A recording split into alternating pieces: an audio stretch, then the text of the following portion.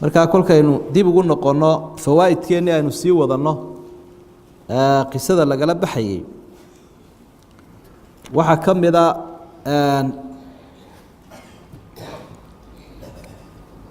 shayga cadaaladda la yiraahdo madluum fi kulli al-umur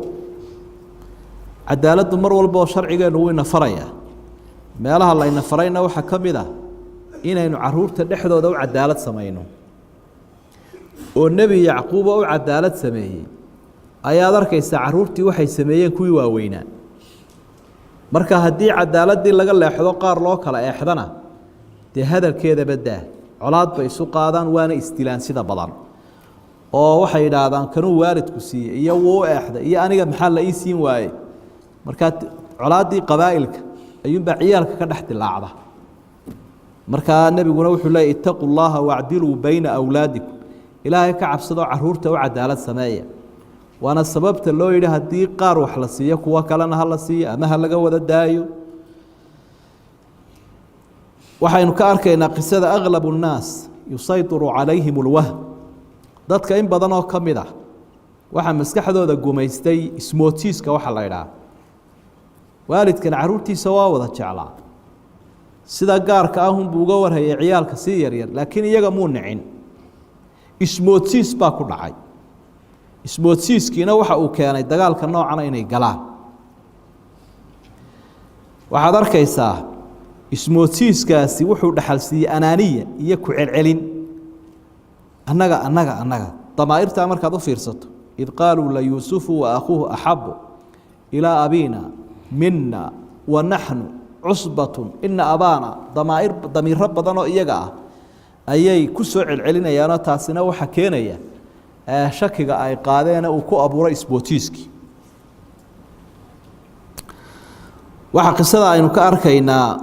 alquwatu waalkahra tuuriu lguruur dadka waxaan la yidhaahdo awoodda iyo farabadnaantu lugooyay ku abuurtaa dee dhowr jeer baa waxaa soo noqonaya wanaxnu cusba annaga oo dad badana ayaa laba jeer aayadda soo noqonaysa layna kalahu diibu wanaxnu cusbatun annagoo kooxa macnaheedu annagoo dee farabadan baa halkaa laga fahmaya marka farabadnaantaa dadku ay yaro niyeysan yihiin marar badan bay keentaa inay dadku lu go-aan oo isla fagadh yidhaahdaan xataa maalmihii la ciqaabay asxaabta rasuulka sala allahu calayhi wasalam ama cadowga ka gacan sarreeyey meelihii laga raacay bay ka mid ahayd inay fara isbideen id acjabatkum kahratukum falam tugni cankum shay-a marka ka daa reerka iyagu xoog iyo xooluu leeyahy annagaa fara badan annagaa kana annagu kaasina waa laangaab kaasina waa laandheere laandheerihii iyo laangaabkiiba halkan ilmo yacquubu shaydaanku kaga faa'idaystay wanaxnu cusba qisadu waxyaabaha inoo faa'iideynaysa waxaa ka mid a man wajada xabiibahu nafratan falyatahim nafsah haddaad dareento in wax idin dhex mareen adiga iyo qofka isjeclaydeen isaga ha tuhmina adigu istuhun isaga ha tuhminoo eedda ha saarin inuu qaldan yahayna ha u qaadane naftaada tuhun markan ay arkeen in gaab samaysmay iyaga iyo waalidka dhexdooda xagga waalidka iyo xagga inanka ma ahayne yuusuf ma ahayne xaggooda ahayd markaa kol kastoo aad aragto cid inaad sii kala durkaysaan bal adigu xaggaagay ka socotaabee xidhiidhka hagaaji saasay u badan tahay waxaynu arkaynaa ana alxasada laa yasuud alxasuudu laa yasuud baa laydha qofka xaasidka ahi madax ma noqdo wuxuu doonayo kuma guulaysto iyagu waxay doonayeen inuu waalidku jeclaado la jeclaan waa waxay doonayeen inay meeshii xaafadii reerka u sarreyn waaye isagiibaa maxabadiisiina sii watay iyo kalgacalka oo aabbihii iska daaya ummaddii ilaahay oo dhammi jeclaata wixiis uu soo agmaraaba madaxtinimaday doonayeenna isagiibaa ku dambeeyey aakhirkii hoos yimaadeen marka waxa xasadka la yidhaahda haddii aad dayn weydo darajadaad lahayd baabaad hoos uga dhici dulmigaad gashay daraaddii irtikaabu akhafi dararayn camila biha alawaluun maqaasida shareecadeenna waxaa ka mid a in lagu xisaabtamo laba dhibaato tayar dadka horeba saasubay u isticmaali jireen oo ninkani kolkii uu arkay walaalaha ka midihii in kollayba arrinku u go-aan yahay inay dilaan marka daaya buu balcaalkaa u dhaamay ku rida kollay wuxuu arkay inaan la daynayn marka laba dhibaato tayar ayuu ku xisaabtamayo wuxuu iri haatan si ay digta uun looga jarinayo nafta isagoo idin hor taagan bal halkan ha lagu aamusiyo waa inta oo cidi u baxdaaye marka akhafu dararin laba dhibaato ka yar sharcigeennana way ku sugan tahay iyadoo dee aan waxba la dulmiyeynin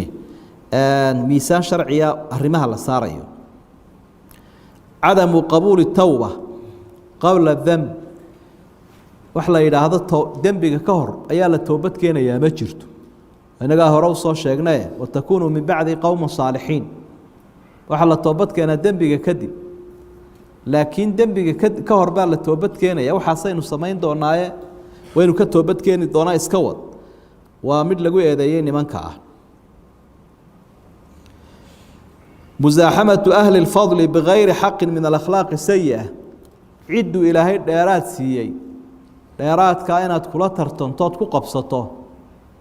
waxay ka mid tahay akhlaaqda aan wanaagsanayn waana ta nimankan lagu eedeeyey almaxabatu fi shaqiiqi akbaru min almaxabati fi اlakhi liab walaaltinimada xagga aabbiyo xagga hooye marar badan bay dadka laab qaadaayo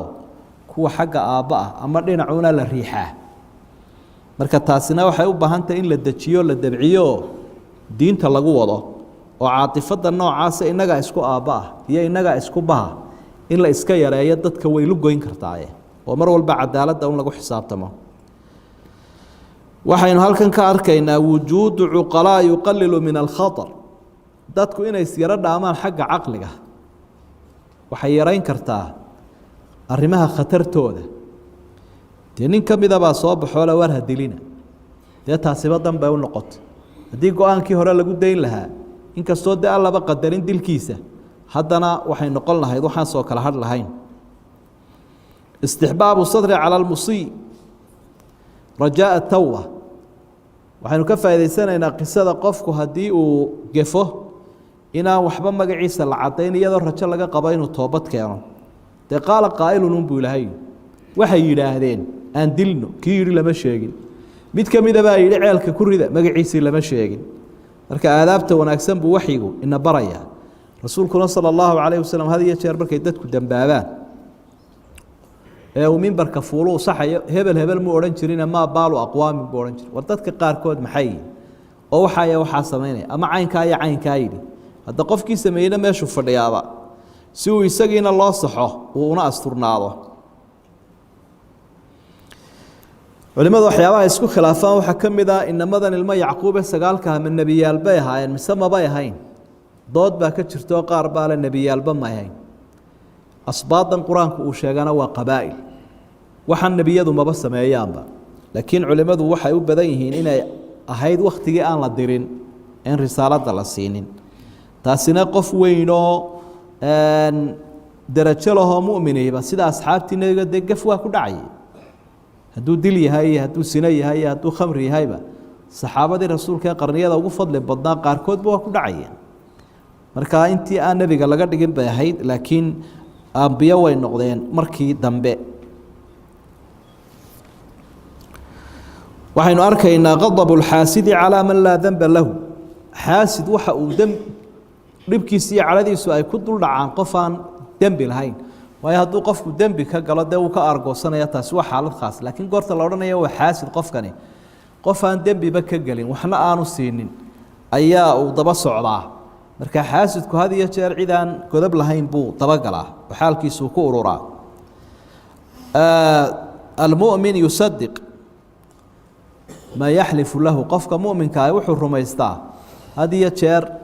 qofka dhaar u mara nebi aadambe calayhi salaam iyo xaawa ibliis bay ka rumaysteen islaamowna run sheego islaamowna uga qaado inamadiisu yacquub markay u dhaarteen dee wuu iska aqbalay annusxu daliilu lamaanah wa sababuhaa waxa la yidhaahdo inaad cid u danaynayso in lagu tuhumo inaad ciddaa u danaynayso waa wax lagugu aamini karo oo markii ay yidhaahdeen wainaa lahu lanaasixuun hadda waan u danaynaynaa markaasuu aaminu yihi dee kol haddii meeshii naseexa taalo oo inankii aan la waxyeelaynayne loo naseexaynayo dee ku aamin فوائد كواحد كم إذا اللسان ليس دائما ترجمان اللسان بل قد يكون ترجمان الهواء عربك كما ترجمه مر والبا وحا قلبك كجرا لكن مرر بدن بو كترجماه هوada qofka iyo halowgiisa rabitaankiisa marka iyagu waxay isaga dhigayaan markay aabahood la hadlayaan inay cabirayaan damiirkooda waxa ku jira laakiin wax kale inuu carab sheegaya ayaa cadaato quraanka Ilaahay ku cadeeyay subhanahu wa ta'ala waxaanu qisada ka arkaynaa ciyaarta in caruurta ay u banaan tahay oo wixii aabahood ay kaga soo sabeen ilma Yacquub diwaanu soo ciyaarsiinaynaa abaheed marka caruurtu had iyo jeer xaq bay u leeyihiin inay ciyaaraan oo aan la caburinin oo ma istoor garayn karaan tamarta ay leeyihiin meel ay dhigi karaan ma jiro sideena aynu meel gashanayno aynu la fadhiisan karayno laakiin daa'iman caruurtu waxay ku dadaalaan tamartooda inay istifraaqiyaan ay faaruqiyaan oo ilmaha yar hadduu dhargo waa inuu boodboodaa soo maaha waxa la daa'ima ciyaal daa'ima caruureed iyo mid daayeer midna lagama daalaba leh daayarkuna maanta oo dhan uu ku maaweelinaya ciyaalkuna asaasoo kale marka wixii ay cuneen iyo wixii ay cabeen meel uu dhiga mahayo saadaradeed inuu faaruqiyaabu jeceli adana dhaqso gaajoonaya marka waa in loo ogolaado ciyaarta qaybaha tarbiyada ay kamid tahay marka saas uu ugu ogolaan jiray nabi maxamed calayhi salaatu wasalaam yacquubna sababtii inankiisaba laga qaaday ay tahay nooca burinana way noqonaysaa caruurta oo caqligoodu ka bidmaya ama aan waxba fahmaynin marka dambe marka qadarka ku haboon ayaa loo eegi doonaa waxyaabaha aynu ka faa'iideysanayna waxaa ka mid ah alxiraasatu lisagiiri cama yaduru bihi madluub doorka waalidka waxaa ka mid ah caruurta wixii dee dhibaya inuu ka ilaaliyo waalidkani dee taasi u taagan yahay waa taa laga faramaroojiyey marka nafta iyo maalka ilmaha maalkiisa iyo naftiisa iyo caqligiisa iyo diintiisa mar walba wixii dhibaya qofka mas-uulka ka ah iyo waalidku waajib saaran weyn inuu ilaaliyo sida uu ilaalinaya yacquubba inamadiisa yaryar والله سبحانه وتعالى